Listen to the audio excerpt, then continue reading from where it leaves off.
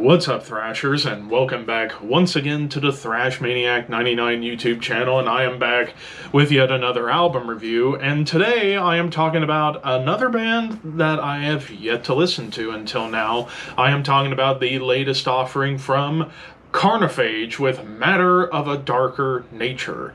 Also came out on August 2nd, this time on Transcending Obscurity. I almost lost the name of the label for a second.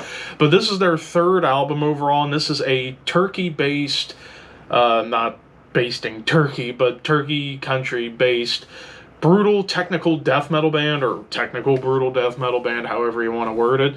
And yeah, I was curious to check this one out because I've enjoyed a lot of the stuff I've heard from Transcending Obscurity in the past, so I thought, well, if they're on this label, they gotta be worth something, right?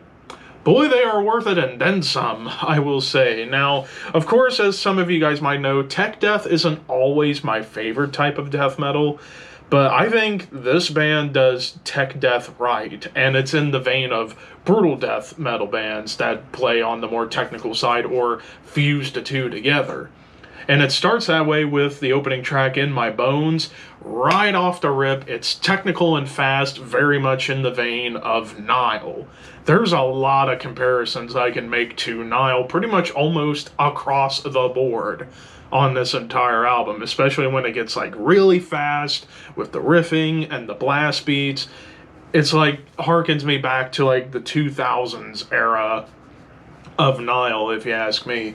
And even the vocals, like in the main like evil demonic growls, sound a lot like Dallas Toller Wade, formerly of Nile and now Narcotic Wasteland, although maybe a tad bit lower, and also he's doing more guttural vocals, like those putrid gutturals, that kind of stuff, which I know some people don't like. I actually really like him because it's just awesome to hear how putrid death metal vocals can get.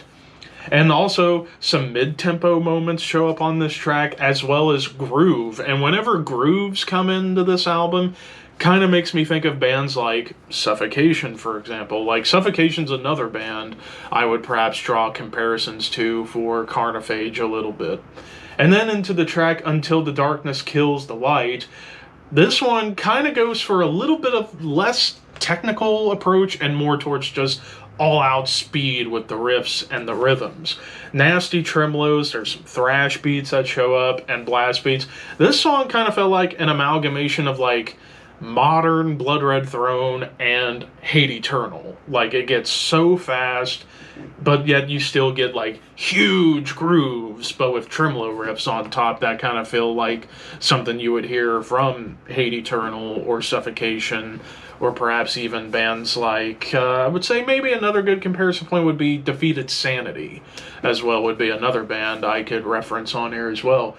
Then the title track, this is where the album starts to turn a little more dark in its approach. Like, this song has more sinister riffs and even a really cool bass line that comes up. And then throughout most of the song, it's very much about just pummeling you right in the face with riffs and groove, very much in the vein of Suffocation again. But then suddenly it turns Deicide-ish with the blast beats and the tremolos. It made me think of something Deicide would have done.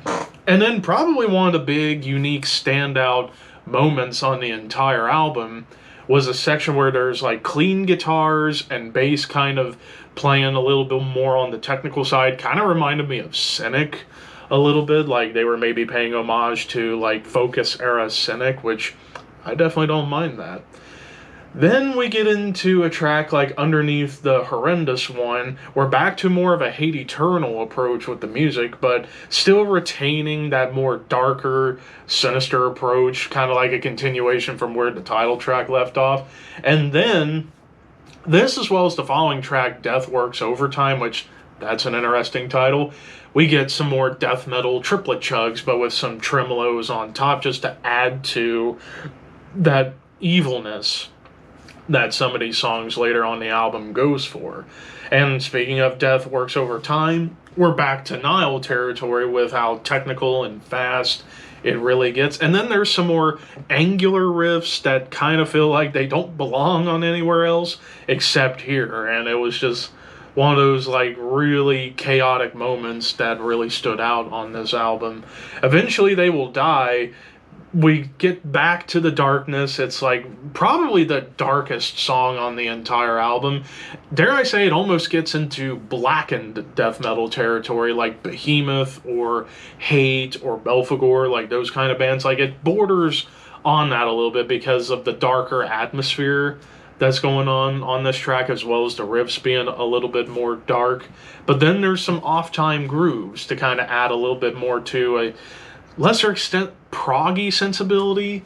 And then the day we avenge on, then suddenly we go right into immolation with like atonal riffs, off time rhythms, chuggy blasty tremolos, like very much like classic immolation, just minus the dissonance. And then we get to the closing track, From Possibility to Actually, ends off on a more technical note, very much like an amalgamation of everything that was going on this album. You get your technical, fast wizardry of Nile, some chugs of Suffocation, some nasty riffs of old school death metal, and even dark melodic leads. Like the lead work doesn't show up a whole lot on this album, maybe on half of the tracks, but it's shreddy and it doesn't feel like actual wankery. It actually feels like they were trying to make you as uncomfortable as possible. So, in the production for a brutal tech death album, kind of raw production, which I can appreciate because one of the big problems I have with a lot of tech death is that perhaps the production gets a little bit too clean for my taste. Take a band like Arcspire, for example. I think their productions are just too clean for my taste, where here it's more on the raw side, but you can still hear everything, even the bass. And I appreciated this production. The performances of everybody is just flying. The vocals, the guitars, bass, and drums, like everything is just going at Mach 10 for the most part. I can find very little wrong with this album.